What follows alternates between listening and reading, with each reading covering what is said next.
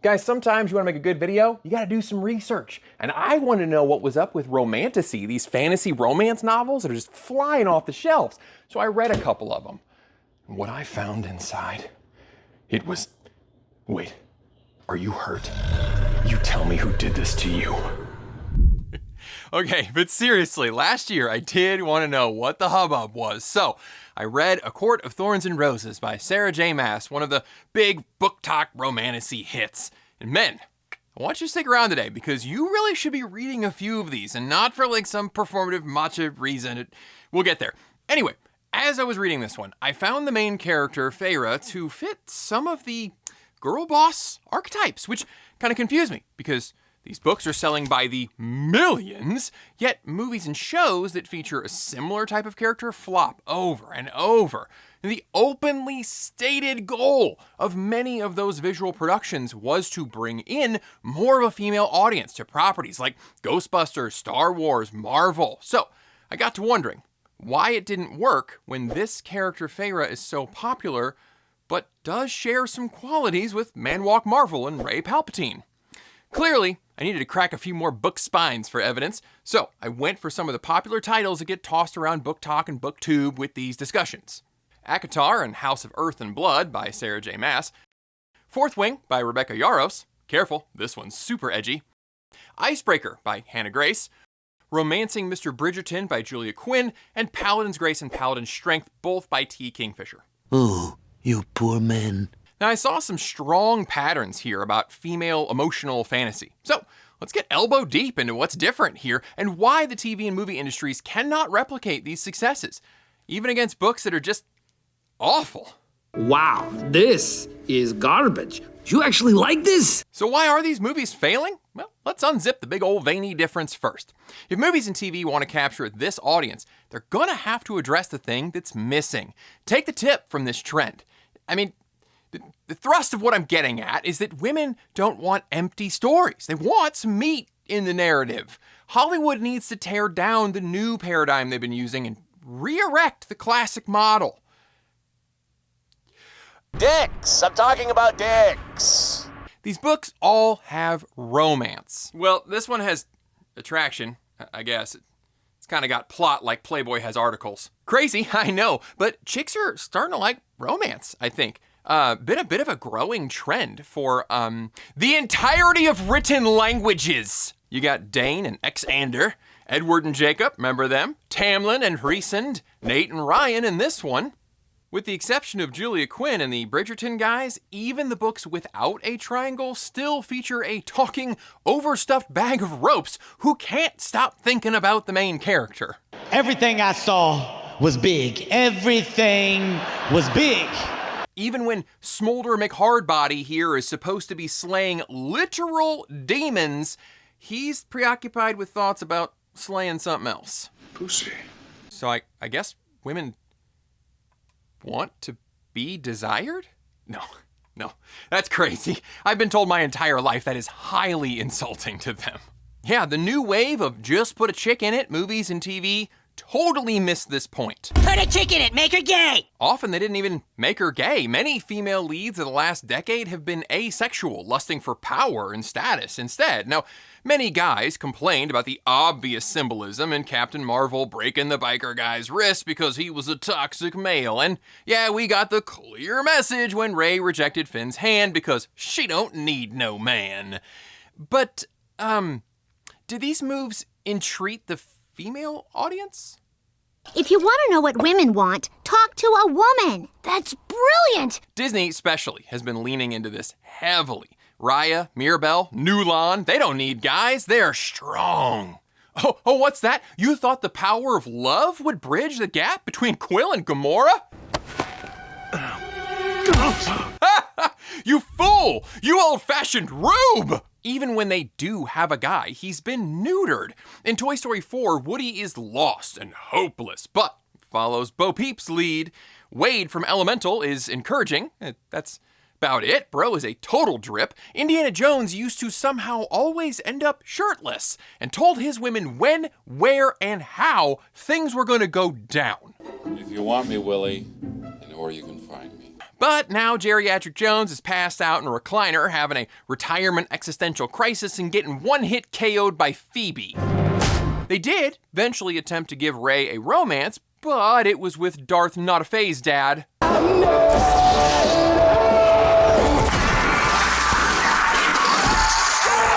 lot of guys, myself included, complained about this obvious gelding of our childhood heroes, but behind the scenes, it was clear that our fairer counterparts weren't enjoying it either. And they didn't have a lot to be angry about, I guess, but they sure weren't being attracted as a new paying audience. Now, the worst movies and TV see romance as weakness. To be strong, you have to be single or go on sexual conquests. This new version of female strength is often pretty close to the toxic type of masculinity. So I wonder why women aren't watching. No one in Hollywood or New York wants to tell romance stories anymore, and on the rare occasion they do, they feature passive wet noodles that couldn't command so much as an Amazon device, or they think exaggerated role reversal is super funny and clever. Women did not want to see Chris Hemsworth doing this, they wanted to see this. Put a dick in it. Make him tall and muscular. But flip back to Book Boys, and these dudes are macho AF and hyper attracted to the female character. He's obsessed with me. I'm all, what do you want to have for dinner? He's like, I'm obsessed with you. Some of the dialogue is not far away from that. Honestly, sometimes the romance is so much a part of these books, it's why I didn't like some of them. Like, this gal can ride a giant, sarcastic dragon, stop time, shoot lightning. She's gonna have to use all that to fight immortal nightmare monsters and uncover a government conspiracy. That sounds awesome. I wanna know more about all of that. But we spend 75% of the book in a dumb love triangle with a whiny, overprotective guy and then another dude who, like, edgelord doesn't really do it justice. You need to think like edge monarch, edge emperor, edge deity, okay? But does romance mean sex having? Well, yes and no. It is true that all of these books feature at least one explicit sex scene. This one's pretty much entirely sex. Personally, I thought they were all a little cringy and contribute to unrealistic beauty standards. I'm sorry, 6 rounds? This is obnoxious. I can't do it physically anymore. And that's really hard for me to say. But aside from Icebreaker, they all take place at least 2/3 of the way through. It's important to take note that while, yeah, the female audience does want romance, they want it to build. It has to be earned. That is crucial, all right? They yearn for yearning. They are begging for begging up on it. Yeah, some of these books do suck, but I found a way to make the experience a little better. Come on. You guys, I didn't think this book was ever going to actually end, and I was listening to it on high speed. Fortunately, the listening experience was made slightly more comfortable by Raycon earbuds. But maybe you don't like the feeling of buds inside your ears, or maybe you've got like an intense workout or something. Well, that's why Raycon makes the essential open earbuds.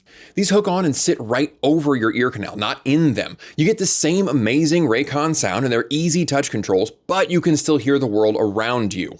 They have 8 hours of playtime, but I barely feel them. They're so lightweight. To test their staying power, I went ahead and threw on something a little heavy, did a headbang test. Imagine a world. They're still in. Oh, I'm not young anymore. Raycon products are an excellent value. That's why I buy them. Go to buyraycon.com/GregOwenOpen for open earbuds, or just use the links below or the QR code on screen. Make sure you order by December 15 so you can get your stuff by Christmas, because these make outstanding gifts. Okay, so the big, bulging, obvious difference is that the books have romance, and Hollywood obviously hates that. But aside from cervixes, there is another space that TV and movies are not filling. Visual media is not truly writing female fantasies. They're writing male fantasies poorly, and then having women play the parts.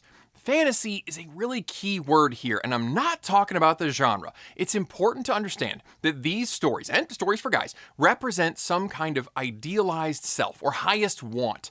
Sure, some of what happens in these books sounds kind of silly, but what we should be looking at is what they represent for the female psyche that makes them so popular.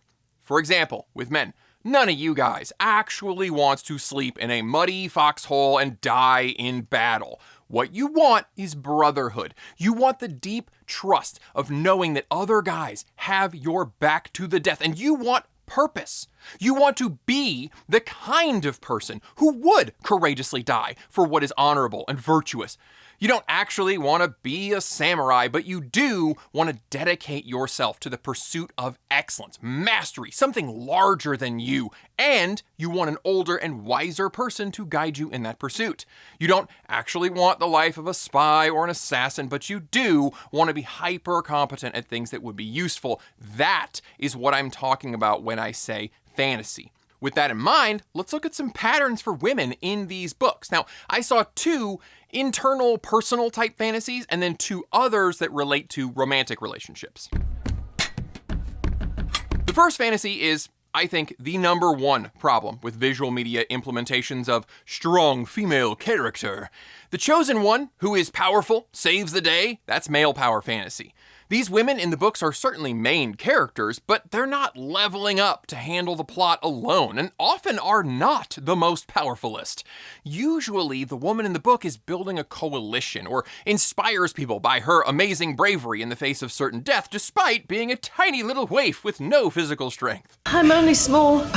Feyre has to break a curse by bridging the gap between humans and fairies, and inspires the other Fae by challenging the evil queen, to which she will certainly lose. Violet does not run from super edgy dragon riding school, despite being tiny and frail, and in so doing builds a group of stronger friends and more powerful dragons than she.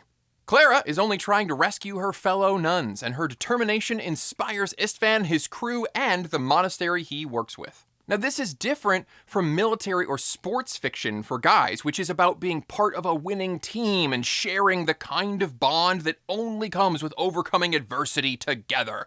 These books feature a woman who is the heart and humanity of the team. Most of these feel closer to like older feminism, which was about being seen as legally an equal person who also has wants and dreams that might not fit someone else's mold.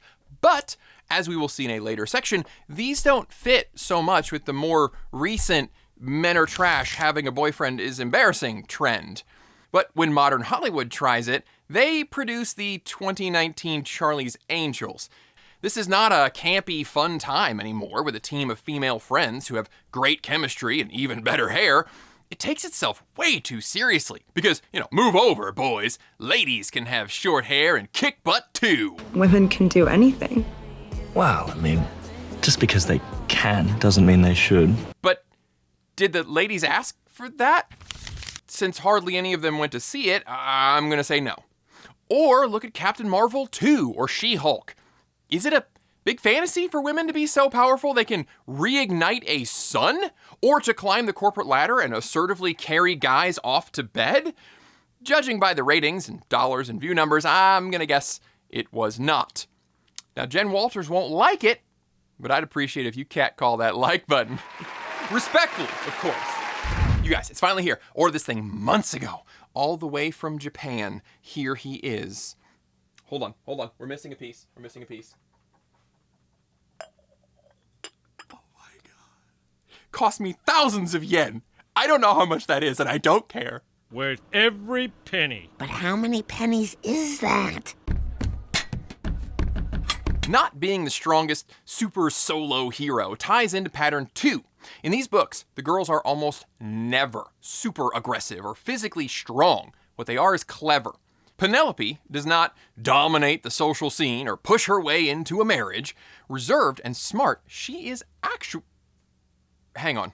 Big secret spoiler alert! She is actually mysterious gossip columnist Lady Whistledown, and she wins Colin over with her wit and compassion. Grace is introverted, but has an expert nose to go with her perfuming talent. She uses her skills and connections to support the conspiracy and murder investigations. Bryce is... I don't know. I hate this character. She's got connections, because of her job, I guess. She's not the strong one, is the point. Good. I'm too old for this shit. Violet here needs to be wearing a life alert button because she is like one slip away from a broken hip. She cannot brute force her way through challenges, so she has to outthink them. Again, this is different from male fantasy, which is about leveling up, getting stronger. If there is a cleverness element, it's usually about how to power up more efficiently. If you've not read the Cradle series by Will White, highly recommend. Main character Lyndon does start the series having to be clever because he is weak, and that will continue to be kind of an advantage for him, but as the series continues, he mostly just outworks everyone to be the strongest. Now, being the strongest and mightiest, leveling up, this is just not an idea that is going to draw a big female audience. This is why I think Rey failed to resonate with women. Not only is she already great at everything she does, she again is chasing the power fantasy of being the Highlander, the last and most powerful Jedi. There can be only one. No team, no guy, just Rey. Who honestly thought that girls and women were going to put that on their walls the way that guys did with Luke and Han? Like, hang on. I know I'm kind of late to the party with these books, but Leia was a Jedi, right? Okay, but also a mother and a wife and a diplomat, right? Bringing the New Republic together to fight against Thrawn. Heart of the team. Mara Jade had a great arc as well. And again, clever, not strong. These would have done much better. Did I have it backward? God damn it. Speaking of Star Wars, I finally got my Legos done, and I bought these little stands, so it looks like they're fighting. Furiosa was a critical success. Most people who actually saw it enjoyed it, but it was a commercial disappointment. A lot of guys avoided it because they figured, oh, okay, another female-led action movie that's gonna hate me, and women clearly avoided it because look at it! I'm sorry, do you think that words like dirty, revenge, car chase, and action hero are the kind of things that are gonna put female butts in seats? Okay, so far we've seen this personal fantasy aspect. The Romantasy heroine is the heart of the team, right? She builds emotional connections and wins battles with brains, not biceps. She's small and clever and stubborn enough to survive in a world that should crush her. But that's only the start of the story here, because the big difference between pages and screens is romance. Remember, I had a bunch of innuendo. Innuendo. So what is the female relationship fantasy? And who is this book boyfriend that she shares it with? Now, this was all quite consistent across all the books and authors, and fellas, this is where you want to listen up. You need to read some of these books to understand what kind of man the book boyfriend is and how the relationship is structured. Now, obviously, you cannot be just like this fantasy. You cannot be a 7-foot-tall ancient magical being with 300 pounds of lean muscle and a torso that you can press your shirt on, right? Just the same as we parents cannot be like Bandit Healer. But you gotta look for what the idea of the fantasy is about. First, the female character does not want to be bossed around or owned by the man. She doesn't want a toxic, domineering controller. She does not see herself as arm candy or a prize to be won. Actually, the female characters are usually described as very average looking, if they're described at all. Looking at you, Bella from Twilight.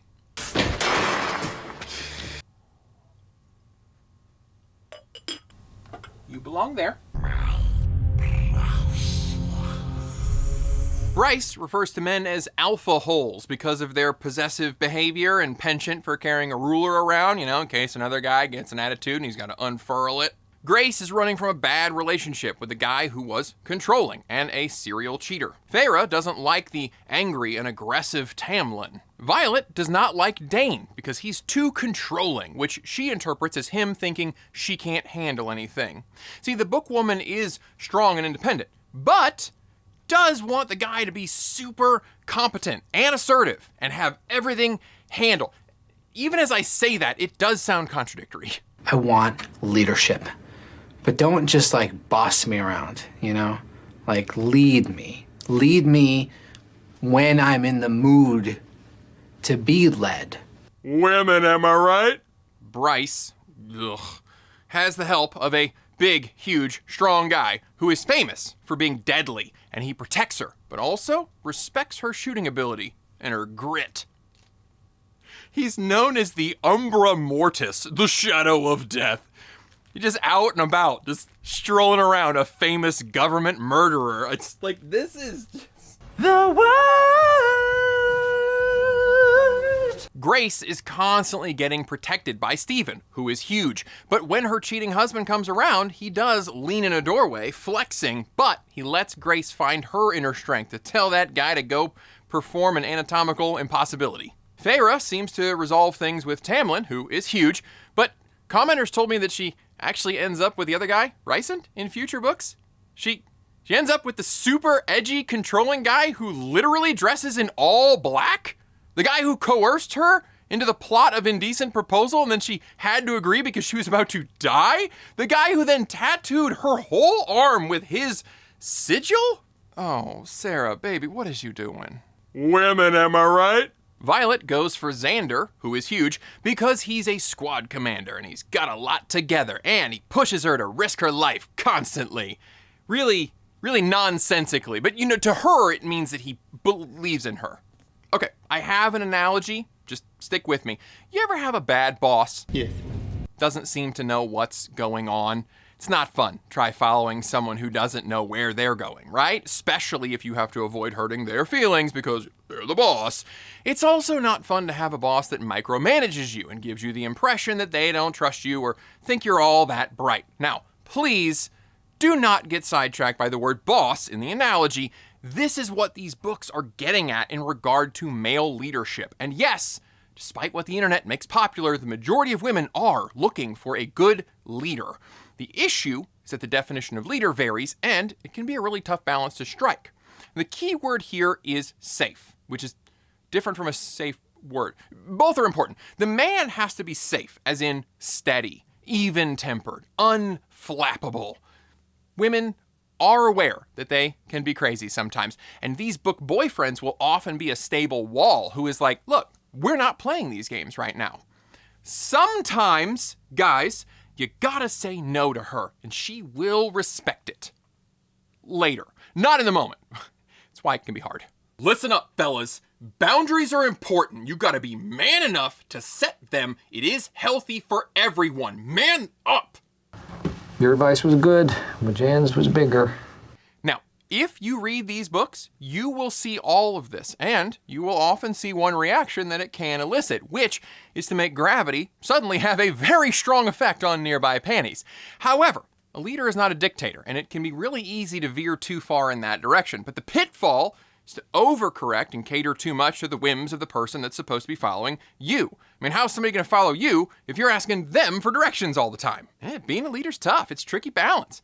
And I know a lot of you guys wanna go put your name on it, but stuff like that requires that you have a good name. Now, recent movies have gotten this balance all out of whack. I mean, they've done a marvelous job in showing the negative side of being a domineering guy. Too good, really. One might get the impression from watching recent TV and movies that most guys are really just lurking predators, and if not, that they're complete idiots who need to flaccidly follow and serve their female rulers.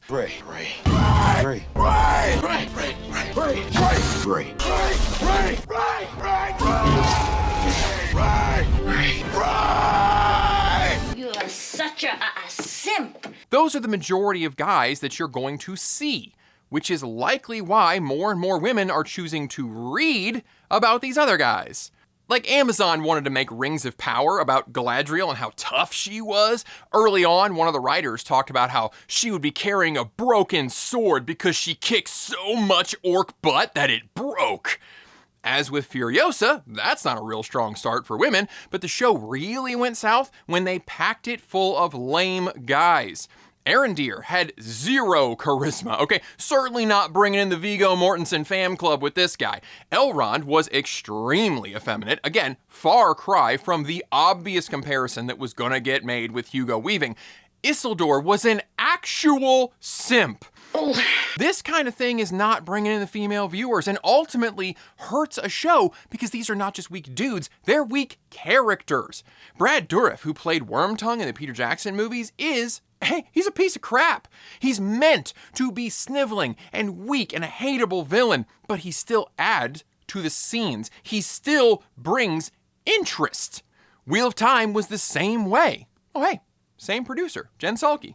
This bitch what were supposed to be the three main characters, one of whom, Matt, would have been a surefire heartthrob if they just wrote him, per source material, they were reduced to little lost puppies.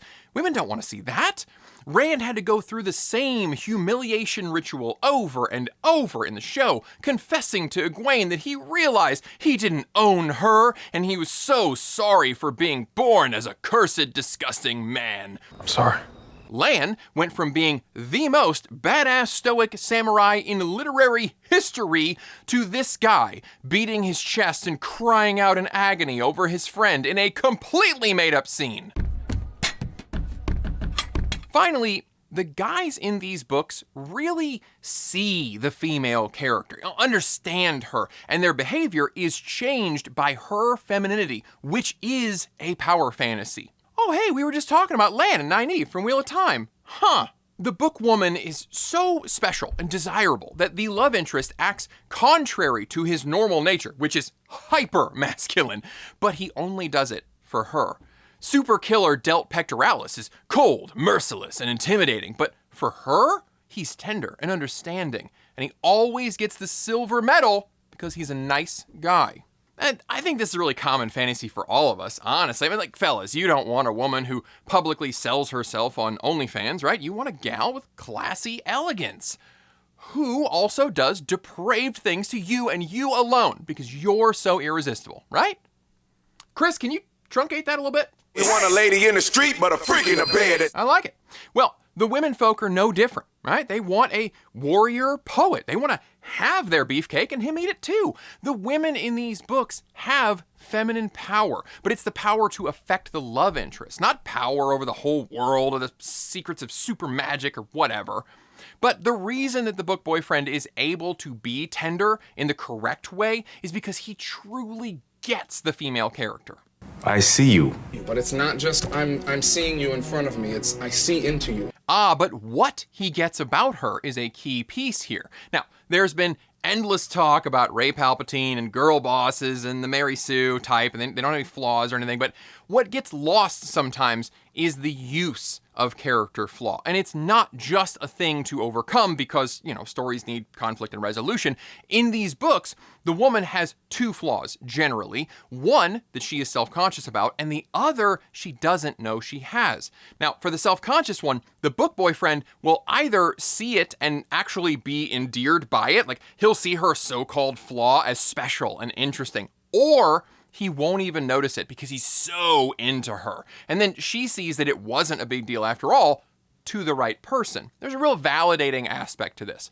But there's usually a second flaw that she has to discover. Usually it's some kind of stubbornness, often a defense mechanism because of a previous guy, and her journey is to realize that, being mean to every penis owner on the planet isn't really healthy. It straddles the feminist talking points nicely by blaming previous guys and scratching a little bit of that men bad itch, but she does retain agency to change herself instead of being controlled by those previous guys. This also relates back to that leadership bit. Fellas, sing it with me. What do we want? A girl worth fighting for. That is correct. Well, these book ladies want a guy worth changing for. Now, to their credit, most of these stories don't resolve with, I was actually amazing all along and my flaw was simply not realizing it. It's just that I'm so good at so many things. The guy will usually somehow cause her to have to grapple with that second unknown flaw, and then she has to overcome it to earn his love in return. Now, I know that's not very fourth wave of them, but it is a draw to these female readers. A flawless character is boring, partly because there's no journey, but also because the audience doesn't get the inspiration that they too can identify and overcome their flaws and find love. Now, look, I am certain that there's probably a lot more, and I'm sure I missed some nuance, but after just a handful of books, I could plainly see the difference between them and what's been getting greenlit for screens. So much from Hollywood is really male power fantasy. I'm the strongest. I win the battles. I save the day. I do what's right. It's superhero posters and samurai daydreams. Female emotional fantasy, at least in these Romantasy and book talk fantasy romance hits, is I'm the heart of the team. I'm clever instead of jacked. I'm safe with a man who leads well. And I'm so uniquely seen that he changes for me and I grow for him. That's the fantasy that ACOTAR, Fourth Wing, Bridgerton, and the Paladin books are selling. And they're selling by the truckload. Yet, Hollywood keeps trying to jam women into the male template. The lone chosen one, the action figure girl boss, surrounded by either predators or pathetic sidekicks. And then they wonder why the Romantasy section is packed and the theater is empty. Honestly, I'm really glad that I embarked on this little mission. I mean, these were mostly fun, with some obvious exceptions. I got to read some new genres, learn a thing or two about women's fiction, and honestly, I think the real romance was the jokes that we wrote along the way. What about you guys? Have you read any of these big names? What are your thoughts about why these books are making record sales while the movies continue to flop? Ladies, what about these stories speak to you in a way that visual media has been failing to? I appreciate you watching, and I'll see you next time. See you next time. Tell me who did this to you. Like, I think you need it here, because like your bicep has got to be. Oh, I thought it was like... No, like it's gotta be... I thought you had to go the other way. Yeah, come tell me if my book boyfriend door frame lean is correct. No, not like this? that. Like, do you lean like this? Put your elbow on the wall. Yeah, and like muscle.